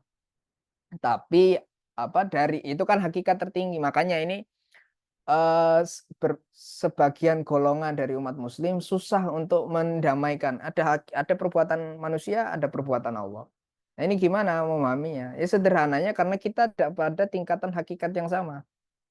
Itu ada alam goib, ada alam syahada, ada alam malakut, ada alam mulk, ada alam yang nampak, ada yang tidak nampak, ada alam eh, kerajaan hakiki malakut, ada alam mulk, alam yang alam kekuasaan gitu. Jadi kan di wilayah kekuasaan satu kerajaan itu yang memerintah itu kan dari istananya toh. Gitu. Alam malakut dan alam mulk itu kayak gitu gitu. Jadi dari istana yang agung itu di alam tinggi itulah yang sumber segala hal kejadian itu dari sana, di Lauhul Mahfuz. Nah, itu gimana? Lauhul Mahfuz itu tertulis apa udah semuanya ini sudah tertulis sampai kita mati ini sudah tertulis. Maksudnya apa? Apakah kita ini tidak punya free will apa segala macam? Nah, ini masuk tauhid sebenarnya. Bukan sebenarnya ya, memang masuk tauhid. Jadi, nah dalam bingkai itu kalau misalnya orang salah paham gitu kan, semuanya itu sudah didikte Allah. Terus ngapain berbuat? Terus ini ada kejahatan, berarti Allah berbuat jahat pada saya gitu. Berarti terus nanti sengsara segala macam. Karena dunia ini tidak ada maknanya. Tuhan melawan saya, kita lawan Tuhan gitu kan jadinya orang. Apa istilahnya? Maka karena itu harus mengenal Allah dengan tauhid itu. Maksudnya itu gimana? Ada alam yang berbeda. Allah berbuat, manusia berbuat. Bedanya apa? Hubungannya apa? Nah, kalau kita sampai pada hakikatnya, memahami keseluruhan bingkai perbuat apa yang terjadi di alam dengan apa maksud Allah, maka kita akan sampai dengan kebahagiaan itu. Gitu. Itu maksudnya. Yo, apa perlu ruang-ruang yang lebih rinci untuk membahaskan bagaimana ini apa pencarian semua manusia kan mengenai asal usul kejahatan di muka bumi itu perlu, itu bahasan akidah juga, bahasan ilmu kalam dan tauhid juga. Jadi kalau kita kenal Allah kita akan bahagia, sederhananya itu. Terus kalau apa namanya kullu kullu ilmi kullu ilmin gitu kan, karena apa namanya kullu itu di situ memajrurkan kullu ilmin abdun, kullu ilmin abdun itu mubtada khobar. Jadi apa subjek predikat segala sesuatu itu hamba, tuh, kan bahasanya gitu. Jadi mubtada khobar itu enaknya kalau pakai nada. Nah, dimulai dengan apa? Jawabnya adalah itu. Kullu ilmin abdun, abdun lima li ilmin li ilmil kalami, gitu. Li ilmil kalam. Jadi apa segala ilmu itu mengabdi, segala ilmu itu berada dalam kekuasaan pondasinya ilmu kalam, maksudnya gitu. Yang dimaksud ilmu kalam yaitu tadi kita sudah bahas sebelumnya. Ilmu kalam itu ya ilmu tauhid, tapi ilmu akidah juga. Tapi kenapa kok mungkin faedah yang bisa kita ambil kenapa yang digunakan istilahnya kalam bukan yang lain? Selain mungkin karena berima dengan ahkam. Ini kan rima karena ilman, hukman, kalam, ahkam. Maksudnya juga karena saat kita bicara ilmu kalam dalam arti demonstrasi rasional, pembuktian rasional, dalam arti penjelasan, perincian secara intelektual, secara dialektik gitu, mengenai maksudnya itu tadi kan mengenai afalibat itu kan rincinya itu dialektik gitu. Itu akan terfahami bingkai bagaimana ilmu-ilmu lain itu difahami dalam bingkai tauhid kepada Allah itu gitu. Jadi mungkin lebih ininya dengan tauhid yang terperinci, dengan pemahaman tauhid yang terperinci itu kita bisa memahami bagaimana ilmu-ilmu lain itu terbingkai dan difahami. Gitu. Itu menjawab nggak? Insya Allah jawab Ustaz. Mungkin Oh, usulnya nanti ini Ustaz, dibaca dulu bahasa Arabnya untuk disyakel gitu Ustaz. Baru oh, siap siap. kemudian ke Indonesia Ustaz. Sekaligus biar belajar. Oke oke. Coba ini dibaca. Aslul ulumi ad-diniyati wa ma siwahu far'un wa ma siwahu far'un wa ma ahsanu qaulul qaili wa ma ahsanu qaulul qaili ayyuhal muqtadiyu litatul litatluba ilman kullu ilmin abdun ilmil kalami tatlubu al-fiqhu kaitu sahihu hukman kaitu sahiha sorry kaitu sahiha hukman tumma akfalta manzilal ahkami karena apa namanya maf'ul gitu. Jadi wahai orang itu tadi kan, wahai engkau yang lapar akan ilmu, muqtadi lapar akan ilmu, kullu ilmin abdun li ilmil kalami. Ketahuilah semua ilmu itu mengabdi pada ilmu kalam. Bagaimana bisa engkau menuntut ilmu fikih untuk memahami penilaian yang benar, lalu kemudian engkau lalai atas kedudukan segala hukum atau ilmu. Jadi apa perlu di i'rab di sini? Cukup Oh, ya? sekali mungkin perlu diajari Iqra Ustaz. Oh, sama satu lagi Ustaz, ada lagi. Oke. Tadi kan ada ini Ustaz ya, pembahasan soal ilmu syar'i sama ghairu syar'i. Hmm. Tadi kalau nggak salah saya konfirmasi kayak jangan dibedakan antara ilmu syar'i sama ghairu syar'i. Nah, tapi kemarin saya menyimak videonya di YouTube yang Ustaz siapa nih?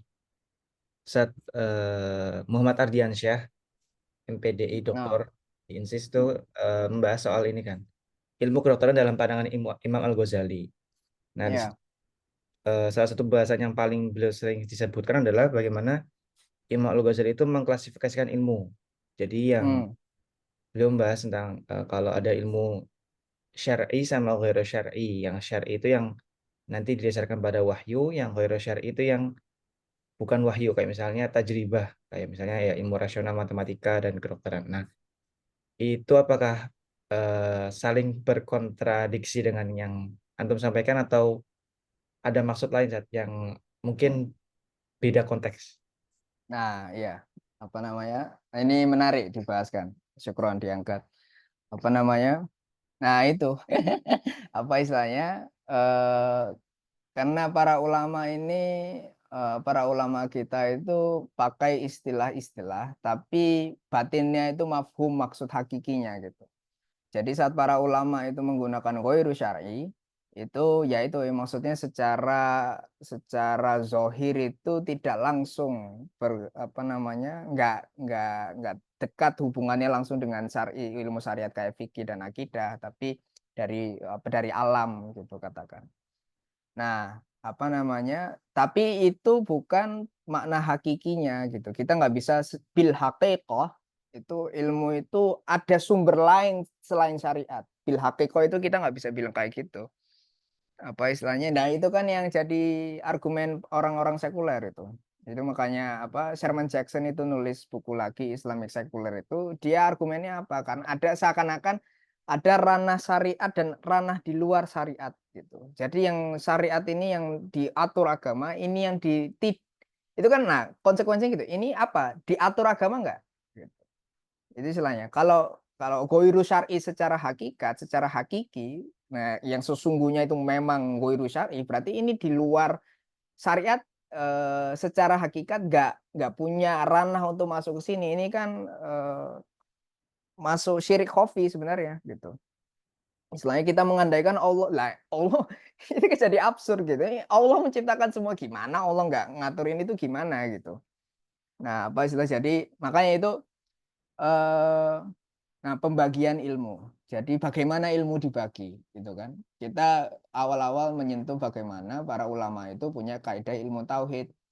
Jadi baginya itu ada bingkainya gitu. Itu misalnya pembagian secara zahir sumber sumber utamanya gitu. Sumber utamanya dari syariat dan ghairu syariat. Tapi di Ihya Ulumuddin itu beliau ngambil dari Ihya Ulumuddin itu bingkai kenapa Imam Ghazali nyusun Ihya Ulumuddin itu kan ini apa istilahnya secara ringkas itu 4 jilid, 4 bagian.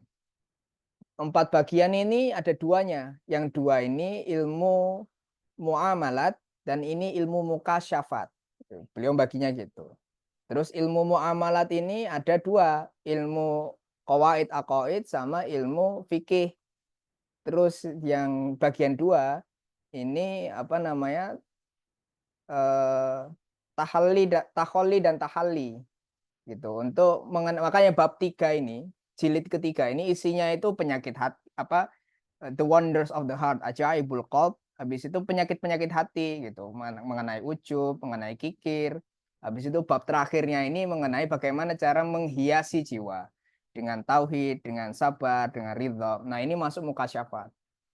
Nah, dalam Ihya itu pembahasan ilmu muamalat. Muamalat ini bukan cuma maksudnya ilmu amal, tapi ilmu yang diamalkan. Maksudnya gitu. Ilmu yang diamalkan itu masuk i'tiqad juga. Kalau nanti bahas masuk ke Ihya itu ilmu muamalat itu akidah itu masuk muamalat. Menarik ya gitu pembahasannya. Jadi apa akidah dan kemudian fikih itu masuk muamalah. Nah, dengan akidah dan fikih itu diamalkan, diperdalam, dijadikan laku jiwa, itu orang akan sampai pada mukasyafat itu. Mengenali hati, mengenali jiwa-jiwa yang rusak, jiwa-jiwa yang tidak tulus gitu kan, tidak tulus memurnikan diri akhirnya gitu. Kalau orang itu mengamalkan ilmunya itu, kalau orang mengamalkan itu akan sampai mukasyafah. Ujungnya itu mengenai tauhid ini di bab mukasyafah. Jadi tauhid dibahas di awal dan dibahas di akhir. Wal awal wal akhir gitu kan. Apa jadi cantik gitu. Apa tauhid wa tawakul pembahasannya. Jadi apa namanya saat Imam Ghazali bicara seperti itu dimaksudkan secara tidak bukan dalam arti teknis dan arti mutlak, tapi dalam arti salah satu jihadnya itu mengenai ilmu apa sumber ilmu yang langsungnya begitu. Bahkan di sini misalnya Syarah Aqaid Nasafi Imam Taftazani ini apa ini kan syariah ini ada itikad dan amal far'iyah gitu, amalia al far'iyah. Jadi nah terus kemudian bilang ilmu akidah, ilmu itikad ini dinamakan juga tauhid wasifat. Nah, ilmu yang amal far'iyah ini dinamakan fikih dan juga dinamakan ilmu syariah. Nah, jadi dalam istilah para ulama juga ilmu syariah itu ada makna umum, makna besar ini semua ini dari syariat, akidah dan fikih.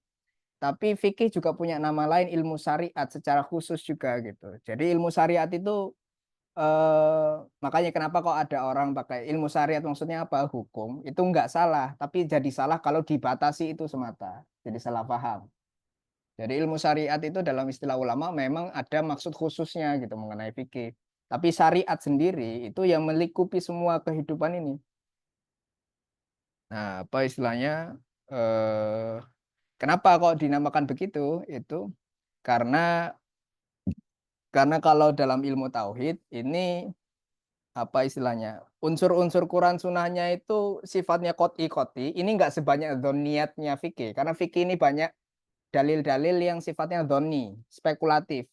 Tapi spekulatif bukan berarti salah. Nah, ini apa pentingnya tauhid ini gitu. Kita kalau benar-benar, salah-salah, jelas-jelas, ragu-ragu, kabur-kabur gitu. Apa kita hidup dalam nuances gitu sebagai seorang muslim. Nah, karena kalau di Islam ini apa dalam Quran Sunnah itu dalil qot'i itu mestilah apa yang dhonni itu jauh lebih banyak hadis-hadis ahad dan segala macam. Nah, sumbernya tauhid itu kan yang koti-koti ini. Jadi perinciannya itu lebih banyak kalam. Gitu. Nah, sedangkan fikih ini mereka yang ngerinci masuk ke yang doni-doni juga ke hadis-hadisnya. Jadi engagement dengan Quran dan sunnahnya itu kutip-kutip.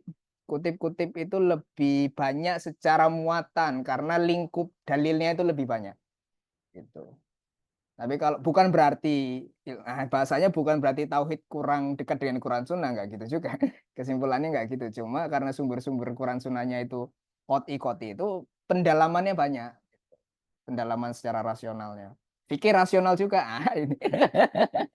Jadi dalam memahami yang doni-doni ini juga dengan akal gitu. Tapi itu yang menyebabkan banyaknya engagement dengan dalil yang luas, yang doni-doni ini, makanya fikih punya nama khusus ilmu syariat juga.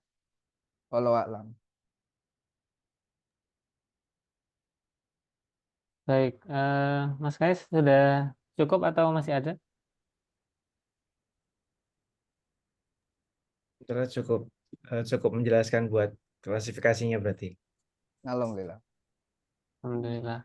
Baik, tadi saya sempat lihat Mas Afnan buka mikrofon. Apa ada yang mau disampaikan, Mas? Atau enggak ya? Atau saya salah lihat? Coba tanya anak asrama, Zak. Oke, silakan buat teman-teman dari asrama. Apakah ada yang ditanyakan juga? Harapannya ada.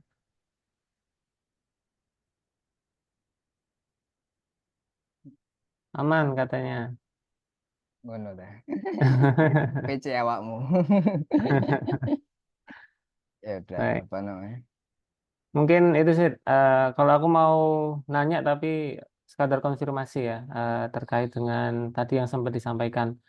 Eh, jadi tadi saya sempat nulis semacam ringkasan ya dari yang disampaikan terkait dengan eh, kezaliman tadi ya. Hmm. Saya coba baca apa yang terjadi saat ada kezaliman yang melakukan kezaliman atau agennya adalah manusia. Namun kezaliman tersebut bukan tanpa makna. Allah tidak berlaku zalim karena mustahil baginya, karena sifat Allah yang maha adil. Itu kata-katanya apakah tepat atau gimana? Tepat maksudnya ini. Karena zolim itu bukan bagian dari Allah. Oh gitu. Allahu nuru samawati wal ard kan gitu. Jadi Allah itu nur. Zolim ini bukan ada wujud kegelapan dan ada wujud nur. Zolim ini ketiadaan wujud nur. Oke, oke. Jadi kegelapan itu karena tidak ada cahaya, dia tidak punya esensi dengan dirinya sendiri. Nah, Siap, karena siap. Allah itu nur. Jadi ya kita tidak menisbahkan ketiadaan nur pada Allah karena Allah itu nur gitu. Nah, gitu ya. Ya, siap, siap, siap. Oke, Apa oke. istilah eh tadi mau ngomong apa? Ya itu apa namanya? Dinisbatkan kepada makhluk zulumat itu karena makhluk ini yang berusaha menerima nur, tapi ada yang dapat, ada yang nggak dapat gitu. Dan ada yang sengaja untuk menghalangi nur itu gitu. Dan Allah izinkan itu sebagai bagian dari nurnya. Jadi emang Oke, maksudnya Allah itu Allah maksudkan ada orang, jadi kayak kita bisa menghargai, kita bisa orang-orang yang buta setelah mampu melihat, dia bisa menghargai betul makna cahaya itu karena tahu apa rasanya kegelapan. Kita menghargai cahaya karena ada kita tahu rasanya tidak ada cahaya itu.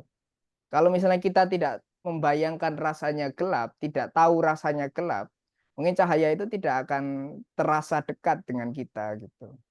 Itu termasuk faedah mengenai memaknai tauhidnya nurnya Allah itu gitu. Nah itu kan itu jargonnya Lentera itu bahwa ma'akuli syai'in la yufariquhu wa bihi yadhar gitu. Yang di logonya itu dari iya, lengkap. pendalamannya Imam Al-Ghazali mengenai ayat Allahu nuru samawati wal ard itu gitu. Allah alam. Ya, siap. Alhamdulillah. Oke, udah bagi saya udah cukup. Terima kasih. Selanjutnya ini udah nggak ada lagi yang bertanya. teman-teman?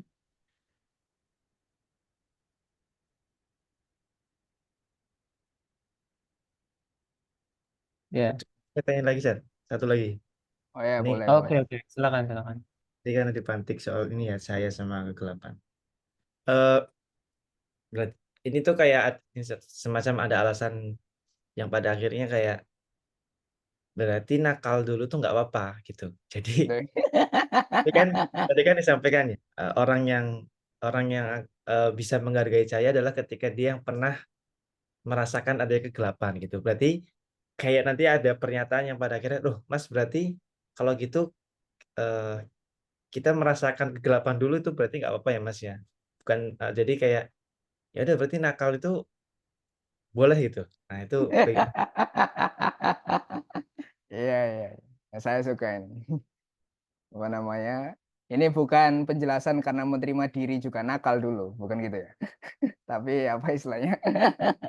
Tapi misalnya coba kita membayangkan nah, apa makna boleh di situ? Apa makna diterima? Apa makna satu katakan di sini kenakalan atau aib atau keburukan itu bisa diterima itu maksudnya apa? Apakah berarti itu benar?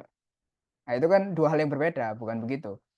Coba ya kayak gitu misalnya kita ngelihat orang Jepang, itu kenapa mereka punya tradisi bunuh diri? Karena mereka menganggap kebatilan itulah mereka mereka berbuat aib besar dan itu sudah menjadi hakikat dirinya itu.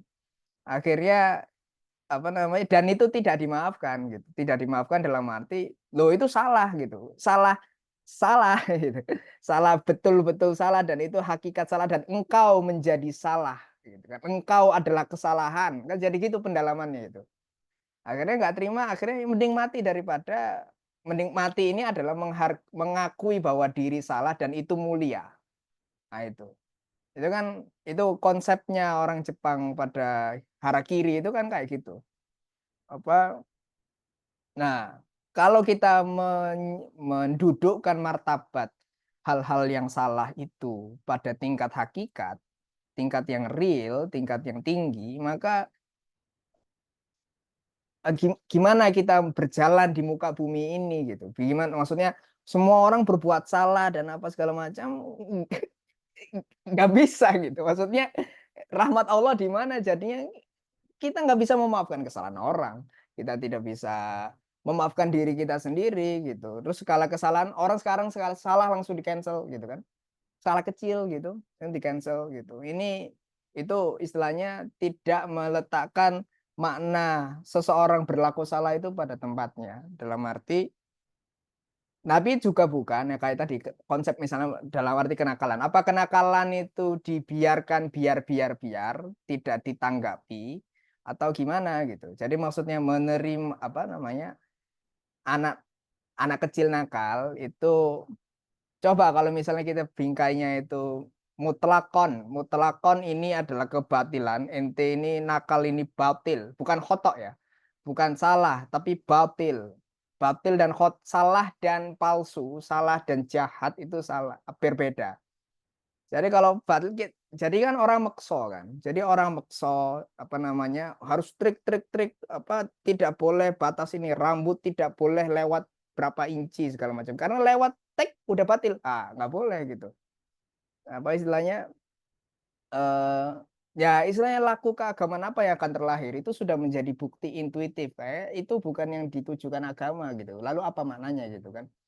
Makanya itu Prof itu apa pernah bilang itu bahwa adab memperlakukan seseorang itu menghargai kelebihan dan keutamaannya. Karena orang pasti akan punya kesalahan. Orang pasti punya kesalahan, kekurangan, aib, dosa. Tapi untuk berlaku adab, mendudukkan orang itu pada tempatnya itu dengan mendudukkan kelebihannya. Maksudnya lihatlah sisi baiknya. Karena sisi baik, karena baik konsep baik, nama-nama yang baik, orang itu pandai, orang itu jujur, orang itu sopan, orang itu ramah. Ini minjem nama-nama Allah semua. Nah, adapun yang chaos, kalau nakal ini chaos. Karena kalau segala yang chaos, yang gelap, yang buruk-buruknya manusia itu karena redupnya nama Allah di diri orang itu. Jadi istilahnya itu kebenaran itu tidak tanzil, tidak muncul pada dirinya. Ini kan takhalluqu bi akhlaqillah. Kita ini berusaha mendekati nama-nama Allah. Jadi itu yang hak, yang baik itulah yang hak dari orang itu gitu. Nah, adapun yang gelap-gelap itu ini bukan yang menandakan hakikat orang itu. Nah, maksudnya gitu. Jadi kalau itu bukan siapa dirinya, kan kayak gitu toh. Jadi kalau itu bukan siapa dirinya sesungguhnya, ya kita jangan hukumi hakikat dirinya itu pada sesuatu dirinya yang salah. Jadi kayak gitu. Karena kita nggak tahu orang mati kapan kan. Hikmah orang dapat hidayah berubah gitu dan segala macam. Jadi yang buruk-buruk itu bisa berubah begitu. Kita pendekatannya itu berharap dia berubah. Jadi bingkai, dan salah satu faedahnya misalnya kayak dalam bingkai tauhid adalah saat karena walaupun itu adalah bagian-bagian yang kutip-kutip palsu atau yang tidak menggambarkan siapa diri kita sesungguhnya, itu tetap bagian dari sejarah diri kita. Gitu kan. Kita pernah nakal, yo soleh-solehnya orang yang bertaubat itu dia tidak bisa menghilangkan rasa nikmat dan syukur mengenai taubatnya sebelum dia itu punya kenakalannya gitu. Itu kan lain dengan orang yang sepanjang hidupnya itu nggak pernah nakal, ya udah soleh. Zuknya itu tidak akan sama dengan orang yang punya pengalaman yang berbeda. Dan itulah bingkai tauhid itu untuk memaknai kesalahan-kesalahan dan dituntut untuk bertaubat dan mohon maaf, sehingga ada makna wahdah itu dalam pengalaman kehidupannya itu, bahwa nakal itu rasanya kayak gini. Hikmahnya apa? Dia ke anak-anaknya, ojo koyo aku mbien kan gitu. Jangan ikuti saya gitu, karena saya ngerasakan gitu. Nah, jadi kalau misalnya kalau bingkainya anak kecil, ya kayak misalnya apa, ya, jangan contoh itulah nanti ada yang tersinggung. Apa namanya? Anak kecil nakal itu ya udah wajar karena mereka dalam proses pendidikan gitu. Jadi letakkan memahami kenakalan itu pada tempat yang merugikan orang enggak, sejauh mana merugikan. Kalau yang nakal-nakal iseng-iseng ya udah ketawain sambil berusaha untuk mendidik berangsur gitu. Menjawab enggak itu? Air. Shalom jawab Ustaz. Nanti sudah menerima kenakalan diri nih. Kalau saya sudah Ustaz. Tadi kan kadang-kadang pertanyaan apa iseng gitu kan dari orang-orang yang pada akhirnya hari ini kan apa namanya trennya kan kayak gitu ya Zat ya, kayak udahlah nggak usah ngurusin aku atau segala macam, jadi individual gitu, toh bisa jadi pakai alasan kayak lebih baik nakal dulu baru soleh daripada soleh terus nakal gitu kan. Kan diadu-adu gitu Zat. Nah itu ya itu orang nggak, tauhidnya nggak selesai itu. Bukan berarti kalau apa namanya nanti soleh nakal jadi boleh. Kalau ente punya kuasa ya jangan lakukan. Tapi kalau terjadi ya minta maaf ya sudah gitu kan. Itu orang suka bolak-balik ini logikanya nggak selesai karena nggak paham konsep apa namanya kesalahan, konsep benar, mengandaikan kesalahan dibenarkan karena ada kadang orang benar itu bisa jadi salah, itu jadi problem. Ini mungkin Mbak Nismariam. Ya, ada pertanyaan melalui chat ya. Afan Ustadz, boleh dijelaskan sedikit makna wahdah karena disebutkan beberapa kali. Oke, apa namanya? Wahdah maksudnya kesatuan. Gitu. Wahdah itu kesatuan. Tauhid itu eh, melihat maksudnya dalam konteks manusia bertauhid itu maksudnya bukan meletakkan dalam arti dia menggerakkan, tapi meletakkan bagaimana dia memahami sesuatu itu dalam satu kesatuan. Jadi maksudnya tauhid itu kata kerjanya melihat apa, melakukan apa, melihat wahdah itu. Dan wahdah ini, kesatuan ini itu karena ada yang wahid, wa ilahukum ilahun wahid gitu kan gitu. Jadi Allah itulah yang wahid yang mempersatukan segala hal ini. Jadi wa ilahukum ilahun wahid, dan Allah itu sendiri ahad. Jadi esanya Allah itu bukan karena berjumlah atau berkumpul dalam satu kelompok. Jadi Allah itu esa satu tidak berbilang, gitu kan.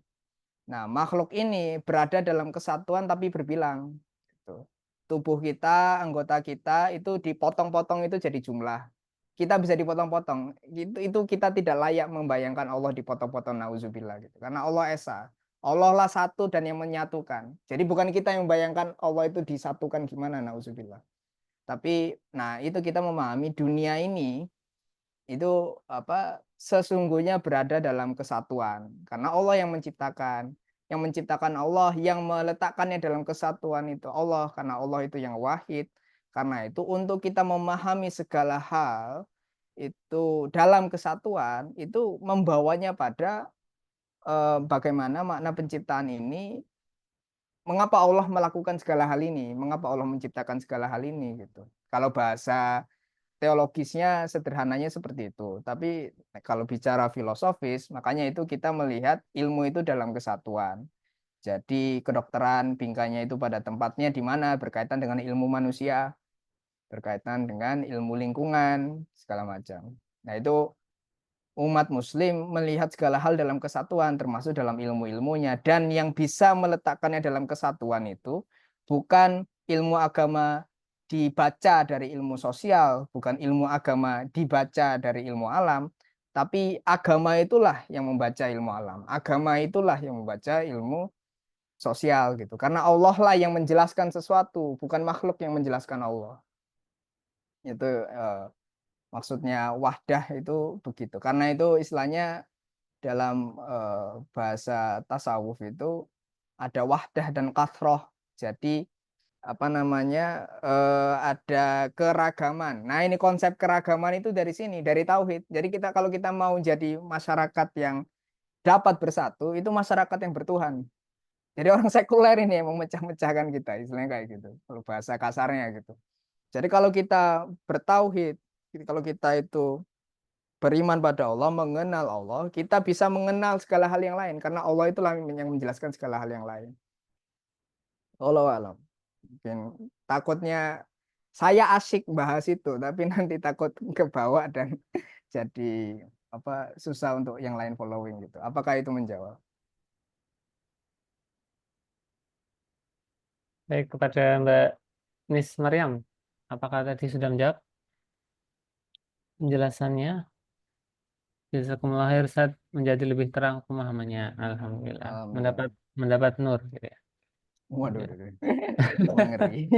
Baik, ya, alhamdulillah. Insya Allah, apakah ada lagi pertanyaannya? Ini Kalau kayaknya, tidak ada, ini Sabtu ya, nggak ada yang kerja ya. Alhamdulillah. insya Allah nggak ada. Kecuali mungkin yang perawat-perawat atau Hmm. dokter. Baik, sepertinya nggak ada ya teman-teman ya. Nanti barangkali ada yang mau didiskusikan, monggo disilakan bisa chat di grup ya. Eh, Oke, karena sudah tidak ada yang bertanya lagi. Maaf ya. Oh ya, silakan. Mungkin juga pengumuman, berarti kan kita minggu depan ya ada apa 2 minggu sekali itu Concept of Edu. Insya Allah dalam minggu depan saya ke Surabaya. Jadi insya Allah bagi yang di Surabaya nanti kita bikin sesi offline ya. Ini mengumumkan ini biar tersiaga gitu. Yang dari Jawa Timur yang berkemudahan datang, tafadhol juga kalau mau datang gitu. Itu aja. Baik, sama itu ada kegiatan ya. Insya Allah Mas Sidki nanti jadi termasuk apa namanya penanggap ya Sid, ya di acara kolaborasi dengan Oh ya. Muslim Case ya. Ya, Mm-mm. acaranya kapan itu? Besok ya, besok Ac- jam 9. Acaranya besok jam 9 WIB. Ya, Insya Allah. bisa dicek di Instagram Yayasan Antara ya. Posternya Judulnya sudah. apa? Mau dibilang orang itu datang karena pingin bahasannya. Kok gaya pingin datangnya aku kok pede kan. Bahas apa kita? Gitu. Sains dan apa? Apakah sains itu netral ya Nah, judulnya? benarkah sains itu netral? Benarkah? Benarkah sains itu netral ya? Insya Ya Allah. itu sekadar beberapa pengumuman buat rekan-rekan di sini. Karena kita sudah di penghujung waktu juga, mari kita tutup ya teman-teman pertemuan pada pagi hari ini. Sebelumnya mengucapkan terima kasih ya kepada rekan-rekan yang sudah hadir dan menyimak sampai akhir. Semoga berkah buat teman-teman sekalian dan juga buat termasuk juga kepada pemateri kita. Ya, kita akhiri dengan baca istighfar, astagfirullahaladzim, astagfirullahaladzim, astagfirullahaladzim, astagfirullahaladzim. Kemudian kita sempurnakan dengan doa kafaratul majelis. Subhanakallahumma bihamdika asyhadu an la ilaha illa anta astaghfiruka wa atubu ilaik.